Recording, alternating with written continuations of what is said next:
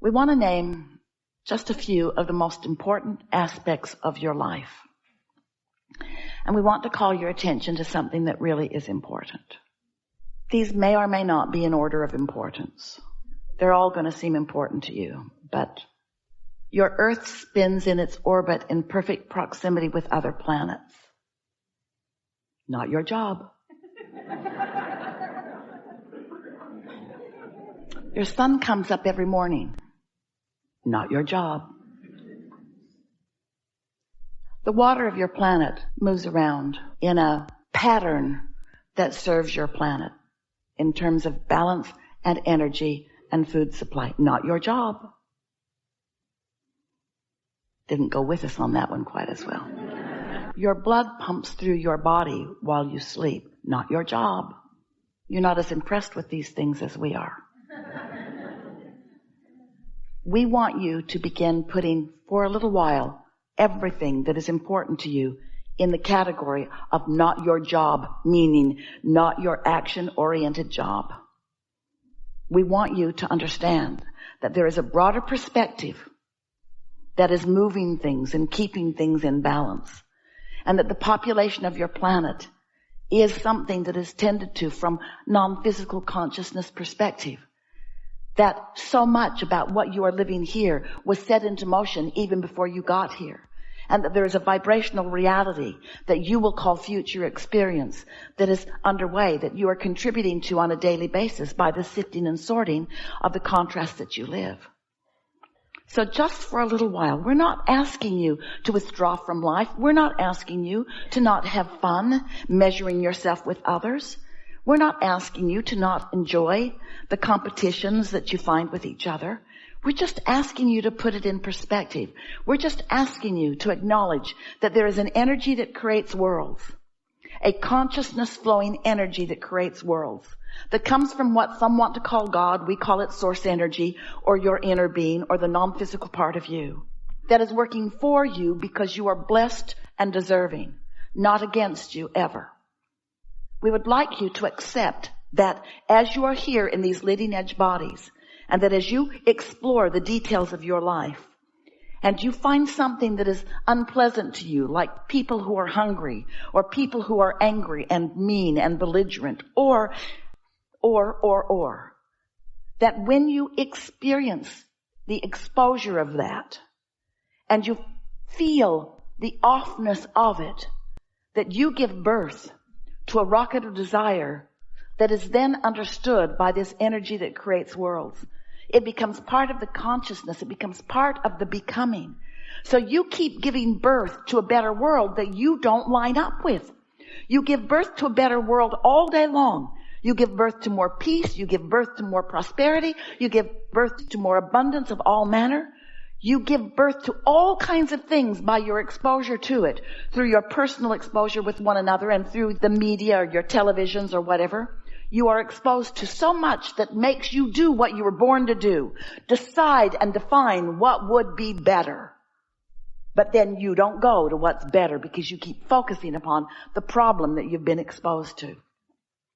So then future generations come, little kids come, and they're too young to know. They haven't been exposed to enough.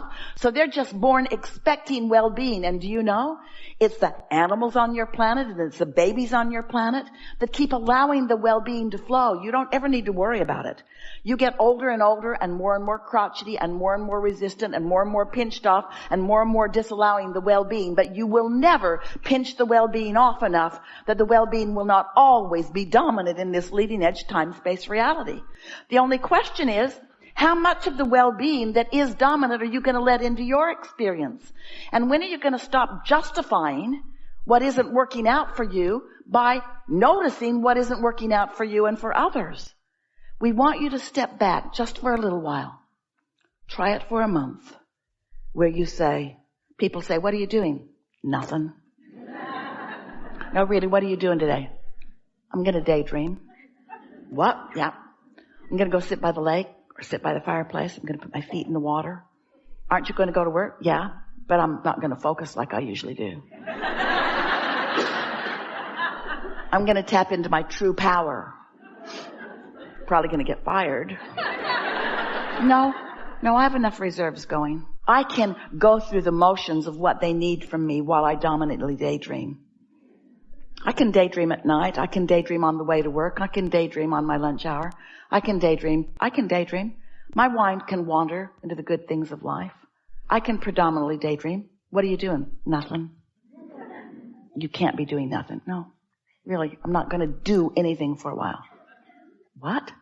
I'm not going to do anything for a while. Nothing? Hardly. I'll probably get dressed. Take an occasional shower. I'll eat. And I'll show up. But I'll be different.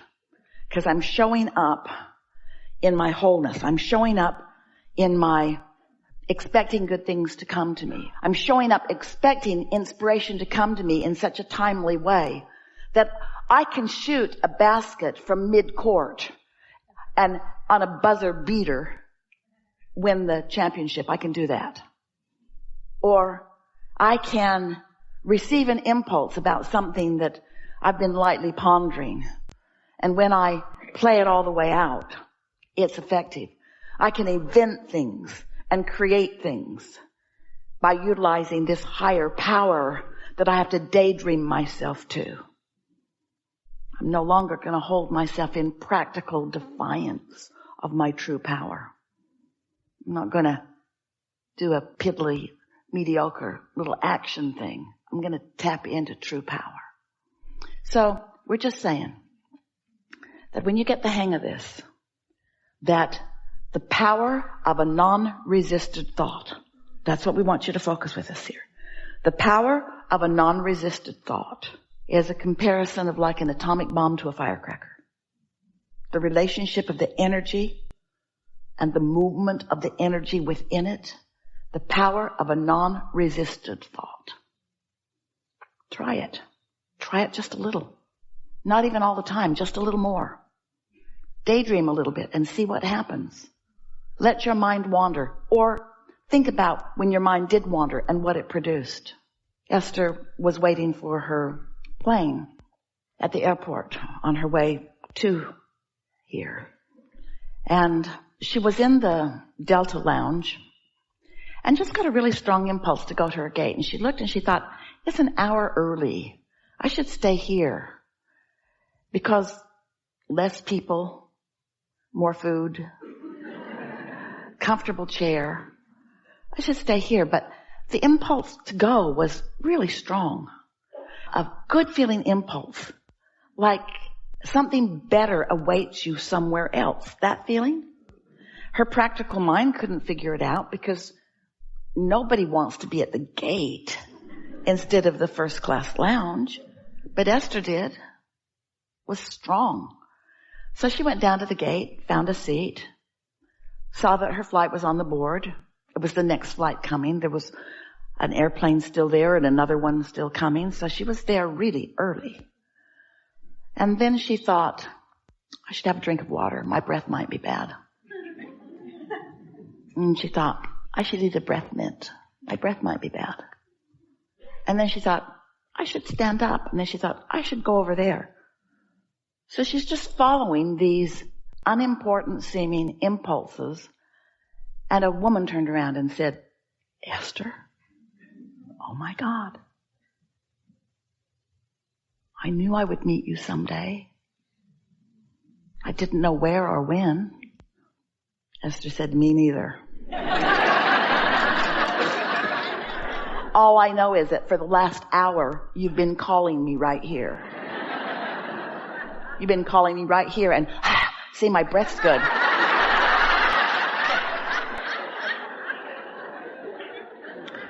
Now, we know these are not earth-shattering events. But what we want to say to you is that you are co-creating with all kinds of things. Oh, and this girl has a resume that knocks Esther's socks off. The last 5 things that Esther wrote on her daydreaming list are those kinds of things. In other words, the universe knows who you are. The universe knows who others are. The universe knows where you are in relationship to everything that you want. And so when you are in alignment with who you are and you get an impulse. Now, there's not one of those things that we said to you that Esther was thinking about that feels very important to you. In other words, how earth-shattering really is it for Esther to just get up and go someplace else? Not very. But isn't meeting someone a good thing? And isn't timing of that a good thing? And isn't co-creating a good thing? And isn't that how the world goes round? Isn't everything about co-creating? Isn't everything about that? You see what we're getting at? And how do you know if you are not accustomed to doing what you want to do? You see, we've been working with Esther a long time. We're trying to convince her every day to do what feels best to her, not to do the most practical thing or the thing that in other words, what's more practical? To stay here or go there? What difference does it make? Follow your impulse. Follow your impulse. Accept that there is someone upstream from you with a broader point of view that knows everything that you intend, that knows everything that's in your vortex, and knows, here it is, what the path of least resistance is to get you to where you want to be. But it's not path of least resistance just to get you from some place to another place. It's path of least resistance to give you the most fun along the way. You see what we're getting at? Now, the big payoff for Esther was when the woman turned around and said, Esther? And Esther thought, so that's what this has all been about. In that moment, she knew. In that moment, all these random, sort of weird impulses that she followed, then there was the big payoff. Was it a big payoff to walk to the gate? Not such a big payoff. Was it a big payoff to have a drink of water? Not such a big payoff. Was it a big payoff to eat a breath mint? Not such a big payoff. Was it a big payoff to understand why all that had come about? Yeah, that was a big payoff. Don't you like knowing that you're being guided? Now, you would like this story a whole lot better if this was the story we told you. Esther woke up one morning. Couldn't wait to get down to the liquor store.